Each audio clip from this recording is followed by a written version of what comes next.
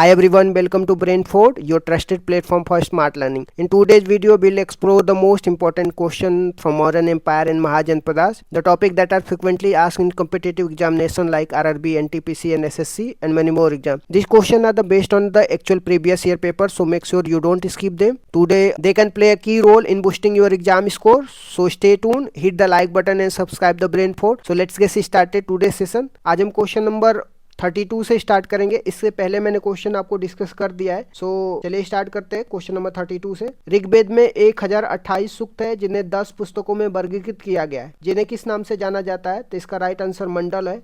ऋग्वेद में 1028 सूक्त है जिन्हें 10 पुस्तकों में वर्णित किया गया है, जिन्हें मंडल के नाम से जाना जाता है। सबसे पुराना वेद कौन सा है? तो सबसे पुराना वेद ऋग्वेद है। ऋचाओं में क्रमबद्ध ज्ञान के संग्रह को ऋग्वेद कहा जाता है। ऋग्वेद सबसे पुराना वेद है। इसमें 10 मंडल और 1028 सूक्त है एवं 10,462 ऋचाएं हैं जिसको मंत्र बोला जाता है। हालांकि मंत्रों और ऋचाओं की संख्या के बारे में विद्वानों के मतभेद है। इस वेद के ऋचाओं को पढ़ने वाले पुरोहित को होरोत कहते हैं। विश्वामित्र द्वारा रचित ऋग्वेद के तीसरे मंडल में सूर्य देवता सावित्री को समर्पित प्रसिद्ध गायत्री मंत्र है। विश्वामित्र द्वारा रचित ऋग्वेद के तीसरे मंडल में सूर्य देवता सावित्री को समर्पित प्रसिद्ध गायत्री मंत्र है। इसके 9वें मंडल में देवता सोम का उल्लेख किया गया है। नेक्स्ट आ जाते हैं, वेदों में इनमें से कौन सा अंग जटिल शब्दों के अर्थ में व्याख्या के लिए प्रसिद्ध है? तो इसका आंसर निरुक्त हो जाएगा। वेदों के अंग को वेदांग कहा जाता है और वेदांग की संख्या 6 है। शिक्षा, व्याकरण, निरुक्त, छंद, ज्योतिष, कल्प।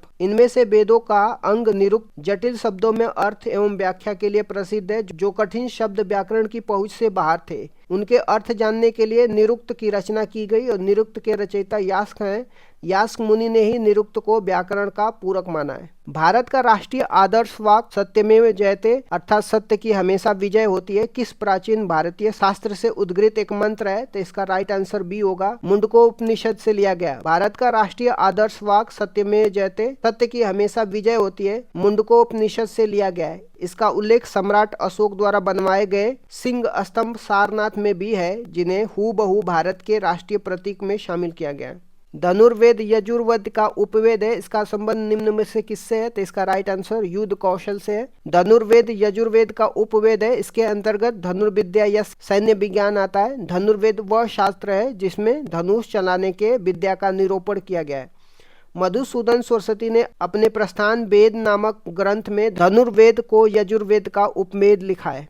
निम्न में से किस वेद में संगीत से संबंधित ज्ञान संग्रहित है? तो इसका आंसर सी है। सामवेद संगीत से संबंधित वेद है। साम का अर्थ ज्ञान होता है। सामवेद में संकलित मंत्रों को देवताओं की स्तुति के समय गाया जाता है। वेदों को इंडो आर्यन सभ्यता का सर्वप्रथम साहित्यिक अभिलेख माना गया है। इनमें शामिल 4 वेदों के नाम ऋग्वेद, सामवेद, यजुर्वेद और चौथा अथर्ववेद होगा। वेदों को इंडो आर्यन सभ्यता का सर्वप्रथम साहित्यिक अभिलेख माना जाता है, जिनका संकलन महर्षि कृष्ण द्वैपायन वेद व्यास ने की थी। और वेद का अर्थ ज्ञान होता है। इसमें आर्यों के आगमन व बसने की जानकारी मिलती है। वेद के 4 प्रकार है, ऋग्वेद, यजुर्वेद, सामवेद, अथर्ववेद।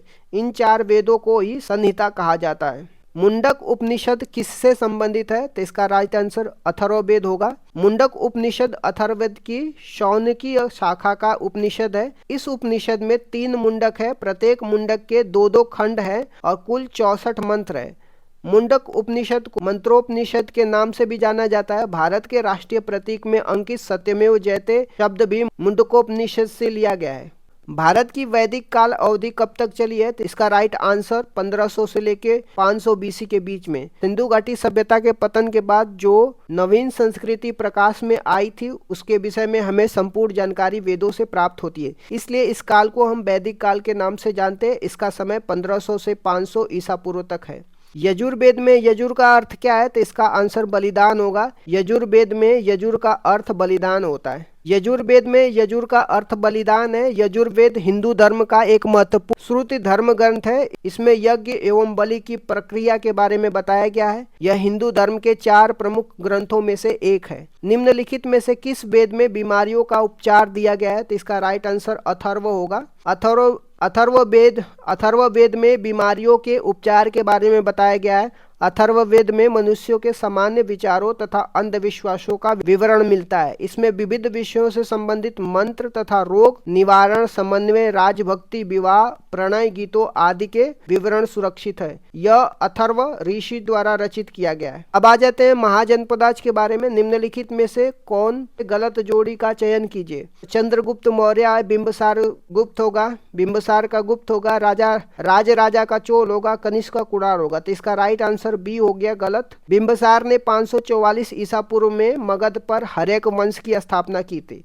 निम्नलिखित में से कौन सी मगध साम्राज्य की राजधानी थी। तो इसका राइट आंसर राजगृह होगा। मगध प्राचीन भारत के 16 महाजनपदों में से एक था। यह बौद्ध काल में उत्तर भारत का सबसे शक्तिशाली जनपद था। इसकी प्राचीन राजधानी राजगृह, जिसको राजगीर भी बोलते हैं, या गिरिव्रज थी। कालांतर में मगध की राजधानी पाटलिपुत्र स्थानांतरित हुई। हालांकि शिशुनाग के शासन में राजगृह, जिसको गिरिव्रज बोलते हैं, के अतिरिक्त वैशाली नगर को भी दूसरी राजधानी बनाया गया था, जो बाद में उसकी प्रधान राजधानी बन गई। प्राचीन काल में अवध को किस नाम से जाना जाता था। तो इसका राइट आंसर कोसल होगा। 6वीं शताब्दी ईसा पूर्व में भारतवर्ष 16 महाजनपदों में विभाजित था। प्राचीन काल में अवध को कोशल नाम से जाना जाता था। वर्तमान में यह क्षेत्र फैजाबाद उत्तर प्रदेश में स्थित है। आ जाते हैं जैन धर्म के बारे में। 19वीं शताब्दी में निर्मित अजमेर की सोनी जी की नसिया मंदिर को किनको समर्पित है। तो इसका राइट आंसर भगवान ऋषभ देव को। 19वीं शताब्दी में निर्मित सोनी जी की नसिया मंदिर अजमेर शहर में स्थित है। यह एक जैन मंदिर है। इसे लाल मंदिर भी कहा जाता है। यह मंदिर जैन धर्म के प्रथम तीर्थंकर ऋषभ देव को समर्पित है। 6वीं शताब्दी ईसा पूर्व के प्रारंभ में भगवान महावीर का जन्म निम्नलिखित में से किस स्थल पे हुआ था। इसका राइट आंसर वैशाली हुआ।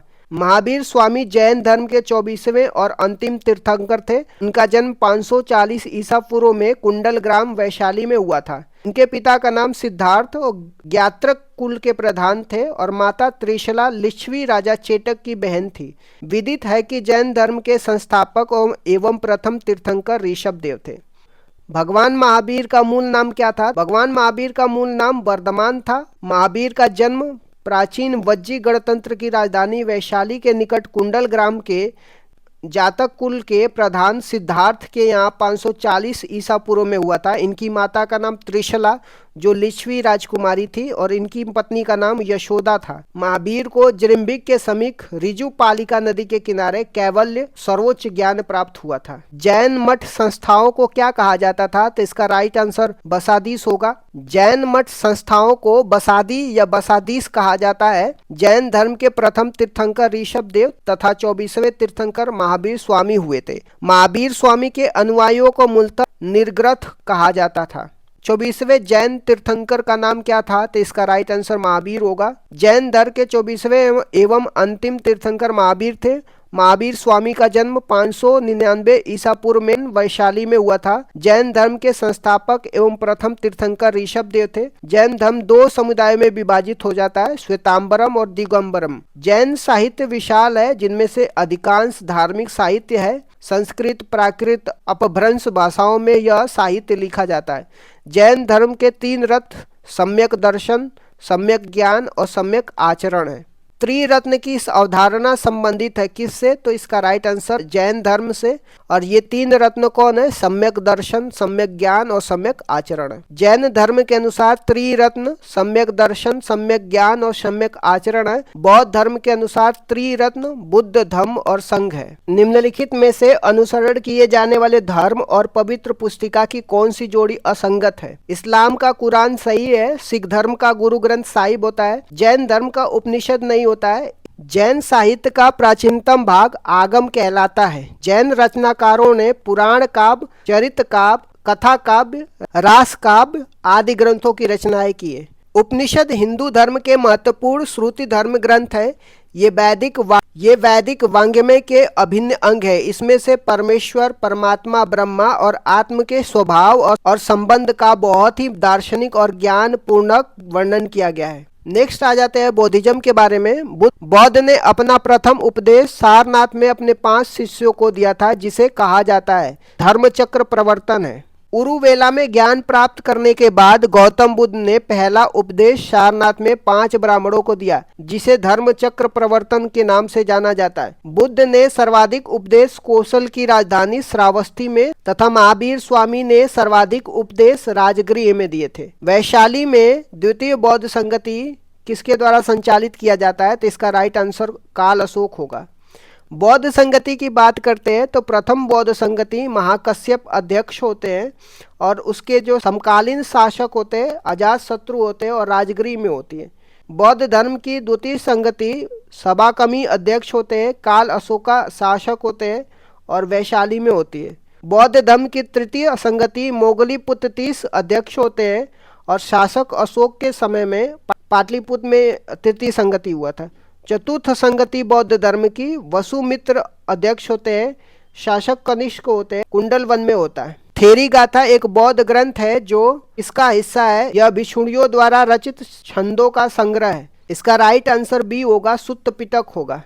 थेरी गाथा एक बौद्ध ग्रंथ है जो सुत्त पिटक के खुद्दक निकाय का हिस्सा है, जिसमें 15 लघु ग्रंथ है। यह स्थिविर भिक्षुणियों द्वारा रचित छंदों का संग्रह है, जिसमें टोटल 73 गीतों तथा 522 कविताओं का संग्रह है। 3 पिटक में से अभिधम्म पिटक का संबंधित किससे है? तो इसका राइट आंसर दार्शनिक मामलों से होगा। अभिधम्म पिटक में बौद्ध मतों की दार्शनिक व्याख्या की गई है। इस पिटक का संकलन अशोक के समय में तृतीय बौद्ध संगति में मोगली पुत्रसी ने किया था। यह हीनयानी थे। अभिधम्म पिटक में कुल 7 ग्रंथ सम्मिलित होते हैं। इन्हें सप्त प्रकरण कहा जाता है। पहला धम्म संगनी, दूसरा विभंग, तीसरा धातु कथा, चौथा पुंगल पंगति, 5वां कथा वत्सु, 6वां यमक होगा, 7वां पट्ठान होगा, जिसमें सबसे महत्वपूर्ण ग्रंथ कथा वत्सु है, जिसकी रचना स्वयं मोगलीपुत्र 30 ने की थी।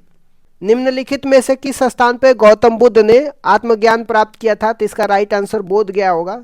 गौतम बुद्ध ने बौद्ध धर्म की स्थापना की थी और इनका जन्म 563 ईसा पूर्व में कपिलवस्तु के लुम्बिनी नामक स्थान पे हुआ था। इन्हें 35 वर्ष की आयु में वैशाख पूर्णिमा की रात निरंजना नदी के किनारे पीपल वृक्ष के नीचे बोध गया में ज्ञान प्राप्त हुआ था। इन्होंने अपना पहला उपदेश ऋषिपत्तनम, जिसको सारनाथ में दिया, से बौद्ध ग्रंथों में धर्म चक्र प्रवर्तन कहा गया है।